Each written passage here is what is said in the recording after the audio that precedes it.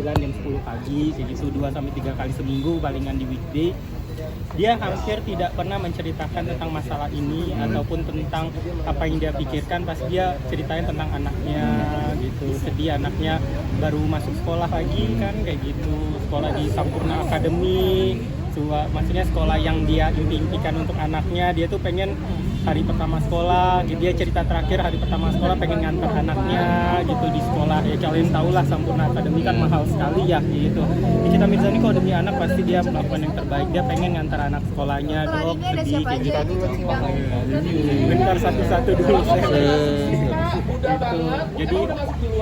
Jadi dia bilang, dok sedih rasanya kalau seandainya lagi kayak gini nggak bisa nemuin anak. Baru datang nanya Pak. Tapi dok sering menemui nggak sih anak-anak NM gitu? Apa? Ya anaknya sering ketemu nggak atau? Kalau sering ketemu enggak kayak gitu, karena kan saya juga ada kesibukan. Tapi biasanya kalau ada hal-hal yang penting banget kayak gitu, seandainya Aminya nggak bisa dihubungin, karena kan nggak bisa seleluasa ngubungin di sana kan, harus tunggu Nikita Mirzani yang menelpon kayak gitu. Nah kalau seandainya ada sebuah hal yang keputusan apa tentang anaknya, biasanya kalau nggak nelpon saya, nelpon Icat, nelpon Dea kayak gitu itu.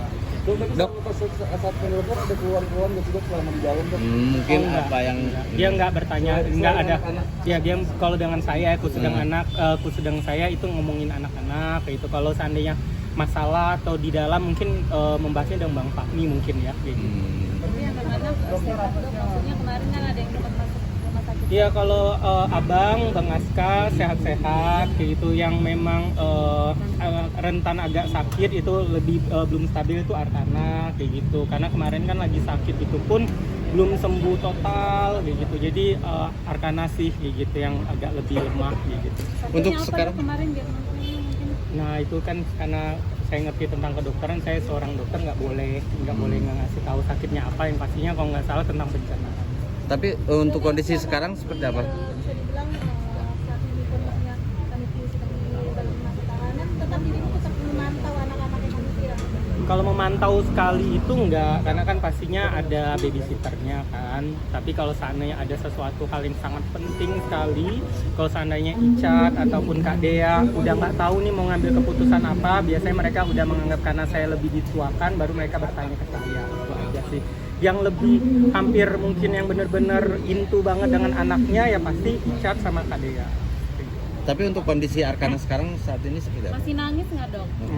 Pasti ya, namanya anak kan Nikita itu sosok ibu yang benar-benar untuk anaknya itu yang selalu semua ibu sih pasti selalu, tapi kalau dia itu karena mungkin ya itu hartanya satu-satunya ya, jadi kalau seandainya dia lagi nggak kerja pasti dia memang full untuk anaknya. Kita lihat aja Nikita tuh hampir jarang ya nongkrong sama siapa pasti dia untuk anaknya kayak gitu. Jadi itu sebuah hal yang kadang kalau dia sedih sih kalau udah ngomongin anak karena terpisah dengan anak. Tapi sempat minta foto terbaru atau tadi liatin anak-anak perkembangannya seperti apa sih dok?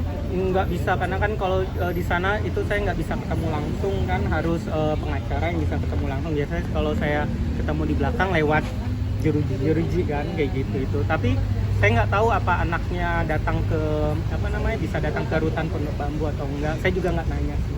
Dok, kabar Loli gimana? Kabar Loli lagi masih pendidikan kan kayak gitu, masih pendidikan. Untuk berapa lama nggak tahu. Untuk pendidikan yang pastinya untuk memperbaiki juga dari segi mental, karena kan cukup terpukul juga, bukan terpukul karena masalahnya, tapi terpukulnya karena teringat apa yang sudah dia rasakan karena kisah hubungan sebelumnya kayak gitu ya. Kita lihat aja nanti setelah persidangan bagaimana nanti, apakah dia sudah selesai juga pendidikannya ataupun apa, karena di situ dia juga dikasih pendidikan, ya, pendidikan mental, pendidikan untuk ya dari segi keilmuan juga gitu. Tapi Loli sendiri sempat mengutarakan nggak sih ingin maksudnya? Saya nggak nanya kalau ke Lolinya, karena kan nggak bisa berkomunikasi juga sama Loli. Biasanya saya nanyanya ke Bang Fahmi, karena Bang Fahmi di sebagai perwakilan dari keluarga Nikita, selain memang keluarga inti yang bisa berhubungan sama Loli secara langsung. Kalau saya ketemu berhubungan sama Loli itu pakai surat kayak gitu, karena kan Loli di sana nggak megang media sosial ataupun megang handphone, kecuali datang langsung. Jadi kalau sana ada nanya, kok Loli bisa berhubungan dengan saya pakai surat, kenapa nggak pakai handphone aja, karena di sana dia nggak dikasih handphone lain-lain karena memang fokus memperbaiki semuanya gitu. Jadi dia biasanya nyuratin saya, ngasih tahu, dok, Pak, ayah, dia manggil saya ayah, ini Loli lagi gini, dia ceritain semuanya, dia pakai surat gitu. Hampir ya 2 minggu sekali itu dia nyurat. Kapan tuh? Nggak tahu. Tapi surat secara ini maksudnya surat beneran? Bener, surat beneran. Jadi nanti surat itu dikasihin dari ibu yayasannya, kasihin ke saya, bisa waktu itu dikirim langsung atau difotoin sama ibu yayasannya gitu, dikirimin via WA ke sayanya gitu. Oke dok, tapi yang melihat hari ini menjelang persidangan sangat kondusif daripada gimana ini dok? Ya bagus, karena ya mau gimana pun kita tetap harus menghargai tata tertib persidangan ya. Mau gimana pun dibatasin masuk itu hak persidangan, kita nggak boleh marah juga, dibatasin. Terus juga kalau seandainya ada sinyalnya memang di jumper ataupun apa, kita juga nggak bisa marah, itu hak persidangan lagi kayak gitu ya, kita ikuti aja. Tapi Oke, dok, udah. selalu mengingatkan nggak sih ke Kaniki gitu loh, bahwa jangan jagalah emosi gitu kan? Nggak bisa, karena kalau saya ngomong secara langsung misalnya lewat wartel itu, kami hampir nggak pernah ngebahas tentang persidangan, tentang bilang Ami jangan begini, jangan begitu kayak gitu, karena pasti dia melakukan itu ada alasan khusus juga. Nggak mungkin orang nggak ada masalah tiba-tiba marah, itu nggak mungkin. Dia punya hak juga untuk memperjuangkan hak dia, karena ini kan memperjuangkan tentang kebebasan kan kayak gitu. Mau gimana pun mungkin mas-mas mbak wartawan di sini kalau seandainya tentang kebebasannya mau direnggut kan pasti juga ada emosinya juga. Kita juga harus mengerti juga point of view-nya Nikita juga. Artinya cuma nitipkan anak berarti ya? Ya, bukan lebih ke nitipin anak tapi cerita tentang anaknya. Kalau nitipin anaknya dia kan pasti punya keluarga besar, keluarga intinya kayak gitu. Palingan dia cerita tentang anak. Makasih Ya. banyak dok. Apa sih yang membuat Kaniki itu kuat dari Ya, karena dia merasa memang dirinya tidak seperti yang dituduhkan. Jadi memang sebenarnya kalau dari awal memang dia kan, kalau kita lihat sebelum dia masuk ke penjara ataupun ke persidangan kan dia memang menunggu di pengadilan ini kan untuk membuktikan bahwa dia itu tidak seperti yang dituduh. Makanya dia tetap. Ya, makasih ya. Makasih dok.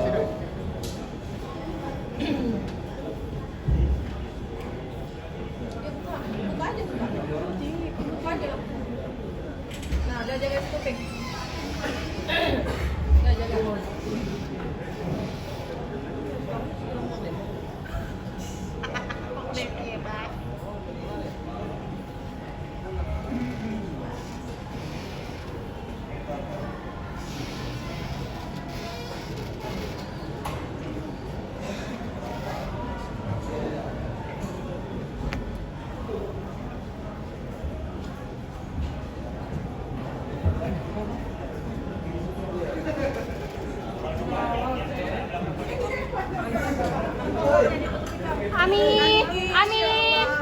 Ami, apa kabar Ami? Baik, alhamdulillah.